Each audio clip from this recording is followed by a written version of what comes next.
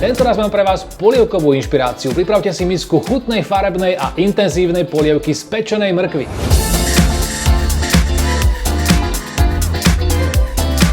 Celá príprava má len dva jednoduché kroky. Pečenie a potom krátke varenie. Chuť aj farbu mrkvy dotvorí červená paprika a batát. Polievku dotiahne cesnak s čerstvým tymianom a trochu rafinovanosti dodá kurkumové maslo so zázvorom. Na prvý pohľad možno vyzerá ako jesenná tekvicová polievka, ale výsledok chutí celkom inak. Vyskúšajte.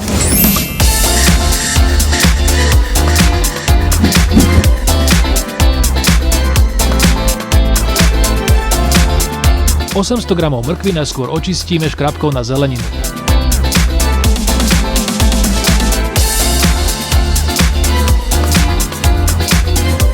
Priamo na veľký plech mrkvu pokrájame na kolieska hrubé približne 1 cm. Pridáme väčšiu červenú papriku, ktorú stačí len rozkrojiť na polovice a zbaviť jaderníka. 2 červené cibule očistíme a pokrájame na osminy. Na plech prihodíme aj 5 strúčikov očisteného cesnaku a ošupaný batát, ktorý vopred pokrájame na menšie kúsky. Pridáme zahrsť čerstvého tymianu, štipku soli, mletého čierneho korenia a všetko prelejeme 3 lyžicami olivového oleja.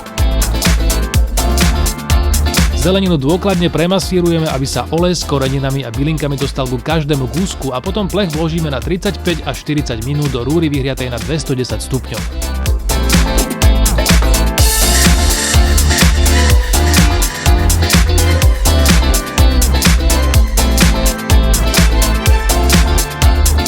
Z upečenej zeleniny vyberieme zo pár kúskov mrkvy na záverečnú dekoráciu porcií a takisto vyberieme stonky tymianu. V hrnci rozpustíme maslo. Priamo do masla nastrúhame lyžicu čerstvého zázvoru a 3 minúty miešame. Poprášime lyžičkou kurkumy a krátko na slabom plameni necháme speniť. Medzi tým prekrojíme jednu paradajku a dužinu nahrubo postrúhame tak, aby šupka zostala celá, pretože ju do polievky nepoužijeme. Paradajkovú dužinu pridáme do základu v hrnci a miešame ďalšie 3 minúty. Napokon pridáme aj pečenú zeleninu z plechu a premiešame. Medzi tým privedieme do varu 650 ml vody. Zalejeme vriacou vodou.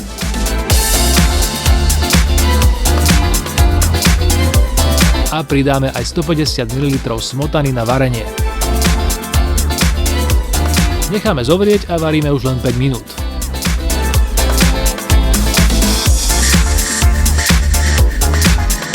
Polievku nakoniec rozmixujeme ponorným mixérom a v prípade potreby ešte dodatočne prepasírujeme.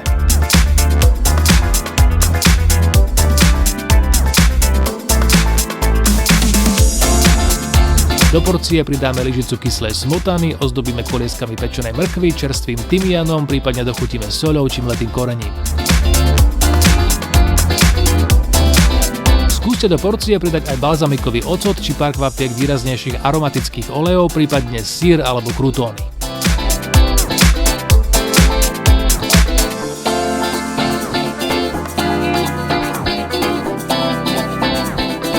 Tomuto hovorím hrejivá polievka. A tým nemyslím teplotu, ale chuť, ktorá bude hrejivá, aj keď napríklad budete podávať na studeno, čo v lete môže byť celkom dobrý nápad.